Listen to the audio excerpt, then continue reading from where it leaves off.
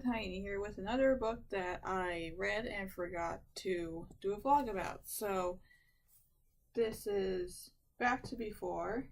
It's a Megamorphs and it has a unique inside cover in that it's a really cool black and white panoramic shot of everybody in their battle morphs. It says Marco as a cobra. That's not his main battle morph. So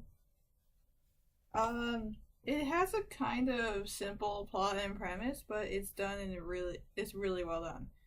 It's one of the darkest books in the series, and it's really fascinating. So Jake is tempted by Kryak, who is the anti-elemist, and so basically they get into a very horrendous battle, and Jake is like, I wish I was normal, and Kryak is like, hey, guess what, and transports him back in time to before the construction site, and they decide not to take the shortcut. Yeah, just because they didn't want to fight doesn't mean the fight doesn't come to them, and this results in Tobias not having any friends and being desperate for human connection, as all humans are, and he ends up joining the sharing because they offer him companionship and a sense of belonging that he didn't get in his pre-Animorphs life, which is really, that I hate to say it, but it makes a lot of sense for Tobias's character. Because he was either going to, join a group, or he was going to kill himself, to be honest. If it wasn't the Animorphs, it would have been somebody else. And then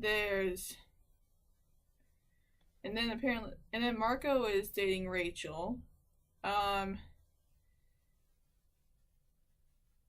Jake discovers that Tom is the controller, and then there's Cassie, who is like, yeah, something's not right here. Axe actually manages to escape, and he tries to warn people about the Earth presence, but that doesn't completely work out. To be honest, I'm kind of skimming through Seropedia because my memory is crap right now. So because of all this going on, the Yeerk invasion happens a lot more quickly. Basically, everybody dies. Marco and Rachel die in the battle, and then Cassie dies and comes back to life. And she kills Visser 3, and they all steal the battleship. Axe commandeers it, and then they blow up the pole ship. Then time stops, and everybody's brought back to life, and it's revealed what had happened. And everybody's memories are returned. The timeline is sent back to normal, and it's revealed that Cassie is an anomaly. She's grounded in the true timeline and will disrupt any other timelines that try to take its place, which, okay, yeah, the time of the dinosaurs, that is actually in the timeline, which is very confusing. There's a couple other time travel episodes as well that, when you think about Cassie being an anomaly and that every other timeline is doomed to fail, that brings up a lot of questions about other time travels in this series. I would have thought Tobias would be the anomaly because he's already part Andalite, and Andalites are known to be very sensitive to time. So it makes a lot more sense. But then again, I guess Cassie is very sensitive to the natural world, so I guess she would know if something's not right. So I don't have a huge problem with this.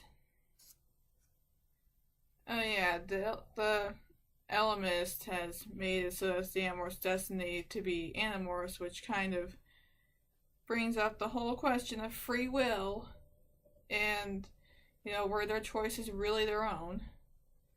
Now it's all their decisions, do they really matter? Do they really mean anything in the long run? Because they were all orchestrated by the Elemist. And Cassie's the only one who remembers anything that happened in this book, not even Jake. And the Kryak or the Drode or whatever, they decide, yeah, let's not do that. Let's not tempt Jake. So yeah, it's a very interesting, alternate universe, and, what would happen if the Animorphs were not the Animorphs. And apparently, very bad things would happen. So this is really the best of all possible worlds, which is sad because it's kind of a sucky world for the Animorphs.